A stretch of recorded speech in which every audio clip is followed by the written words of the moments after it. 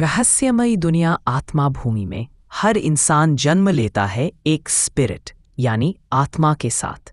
कुछ आत्माएं जन्म से ही शक्तिशाली होती हैं और कुछ साधारण। एक छोटे गांव में रहता है एक शांत समझदार लड़का शिवांश रुद्र, एक लोहार का बेटा। लोग उसे आम लड़का समझते हैं, पर उसके भीतर छिपा है कुछ असाधारण। जिस दिन गांव में स्पिरिट अवेकनिंग सेरेमनी होती है, हर बच्चा अपनी आत्मा जगाने आता है। जब शिवांश की बारी आती है, वह अपनी हथेली आगे बढ़ाता है और सामने प्रकट होती है नीली चांदीधास नाम की आत्मा। लोग हंस पड़ते हैं, ये तो सबसे कमजोर आत्मा है। पर शिवांश की आंखों में एक अजीब चमक है। वो जानता है उसकी कहानी यहां खत्म नहीं होती। रात के सन्नाटे में जब सब सो रहे होते हैं, शिवांश ध्यान लगाता है और तभी एक दूसरी आत्मा उसके भीतर से जागती है। वो आत्मा है क्लियर स्काई हैमर, एक ऐसी आत्मा जो कभी किसी सामान्य इंसान को नहीं मिली। शिवांश खुद भी नहीं जानता कि ये शक्ति उसके पास कैसे आई, लेकिन एक बात तय है, अब उसकी किस्मत बदलने वाली है। ये है एक साधारण लड़के की असाधारण याद। आत्मा की जागृति के बाद से शिवांश रुद्र के मन में एक ही सवाल गूंज रहा था, क्या मेरी शक्ति वाकई कमजोर है या मैं उसे अब तक समझ नहीं पाया? हर दिन वो अपनी आत्मा नीला रजत घास को साधने की कोशिश करता, पर कोई नई शक्ति जागती नहीं। गांव के लोग उसका मजाक उड़ाते, इतनी कमजोर आत्मा से कोई आत्मा गुरु नहीं बन सकता। लेकिन तकदीर की किताब में उसके लिए कुछ और लिखा था। एक दिन गांव में आता है एक रहस्यमयी व्यक्ति, गहरे वस्त्रों में लिपटा, शांत लेकिन तीखी नजरों वाला अरुण देव। वो आत्मा विज्ञान का ज्ञानी है जो हर व्यक्ति की आत्मा की गहराई पहचान सकता है। जब उसकी नजर शिवांश पर पड़ती है, वो रुक जाता है, धीरे से मुस्कुराता है और कहता है, यह आत्मा साधारण नहीं है, ये घास नहीं, एक रहस्य है। वो शिवांश की आत्मा शक्ति की परीक्षा लेता है। जहां दूसरे बच्चों की शक्ति स्तर 2 या 3 होती है, वही शिवांश की होती है स्तर 10, पूर्ण आत्मा शक्ति। गांव वाले हैरान रह जाते हैं। अरुण देव गंभीर स्वर में कहता है, शिवांश, तुम्हारी आत्मा सोई नहीं है, बस उसे सही दिशा चाहिए। अब वक्त है तुम्हें आत्मा गुरु बनने की राह पर चलने का। शिवांश के भीतर उम्मीद की एक नई रोशनी जल उठती है। वो अरुण देव के साथ निकल पड़ता है, अपनी आत्मा, अपनी शक्ति और अपने भाग्य को समझने की यात्रा पर। अब शुरू होगी असली साधना, जहां गुरु अरुण देव बनेगा मार्गदर्शक और आत्मा नीला रजत घास दिखाएगी अपना असली स्वरूप। सुबह की पहली किरणों के साथ शिवांश रुद्र अपनी नई यात्रा पर निकल चुका है। अब वो अकेला नहीं, उसके साथ है गुरु अरुण देव, जो आत्मा जगत के महान ज्ञानी है।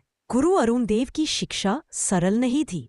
वो कहते हैं, आत्मा की शक्ति तब तक व्यर्थ है जब तक साधक खुद को नहीं समझता। शिवांश रोज घंटों ध्यान लगाता, अपनी आत्मा नीला रजत घास की ऊर्जा को महसूस करता।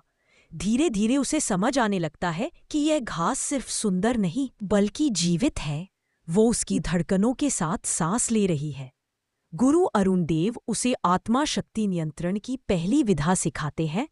आंखों को बंद करो, शक्ति को बाहर मत भेजो, उसे भीतर बहने दो जैसे जल की धारा। कई बार असफल होने के बाद भी शिवांश हार नहीं मानता। रात दर रात वो उसी मैदान में साधना करता है और एक रात जब चांदनी उसकी आत्मा पर पड़ती है, वो महसूस करता है एक नई लहर।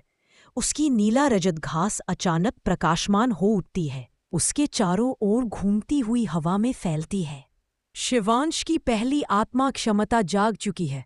वो अब अपनी आत्मा से बंधन बना चुका है। अब वो सिर्फ साधक नहीं, एक सच्चे आत्मा योद्धा बनने की दिशा में पहला कदम रख चुका है।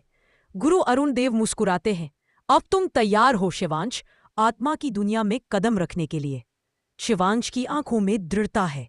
वो जानता है अब उसका रास्ता आसान नहीं होगा, पर वो अपने भाग्य को चुनौती देने को तैयार है। एक साधारण आत्मा का असाधारण आरंभ, यही है शिवांश रुद्र की पहली जीत। अब तक शिवांश रुद्र ने अपनी आत्मा को महसूस करना सीख लिया था, पर वो जानता था बिना आत्मा रिंग, स्पिरिट रिंग के उसकी शक्ति अधूरी है। गुरु अरुण देव उसे समझाते हैं, हर आत्मा को बढ़ने के लिए एक रिंग चाहिए और हर रिंग आती है एक आत्मा पशु की शक्ति से। शिवांश के भीतर उत्साह और भय दोनों हैं, क्योंकि आत्मा रिंग पाने का मतलब है एक आत्मा पशु को हराना या उसका सामना करना। वो और अरुण देव निकल पड़ते हैं आत्मा पशु वन की ओर, जहां हवा में खामोशी भी डर का एहसास कराती है। जंगल में कदम रखते ही हर तरफ जीवन की अनोखी ऊर्जा है।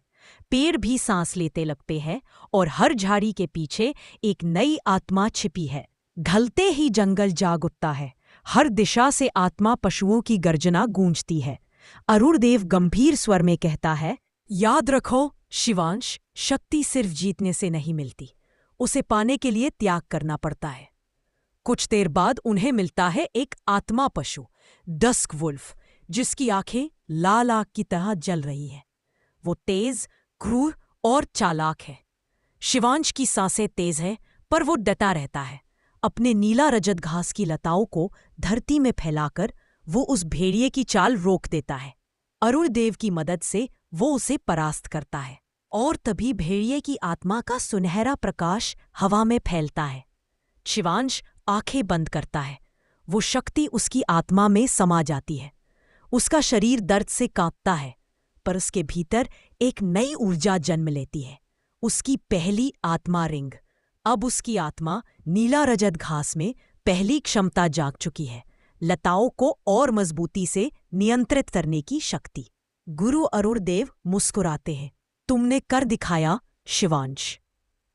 अब तुम सच्चे अर्थों में एक आत्मा योद्धा हो। शिवांश की आंखों में चमक है, पर उसके भीतर एक सवाल भी। यह तो बस शुरुआत है, आगे कितनी और परीक्षाएं मेरा इंतजार कर रही है।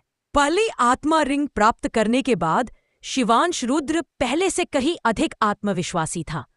उसकी आत्मा नीला रजत घास अब सुनहरी आभा में चमक रही थी।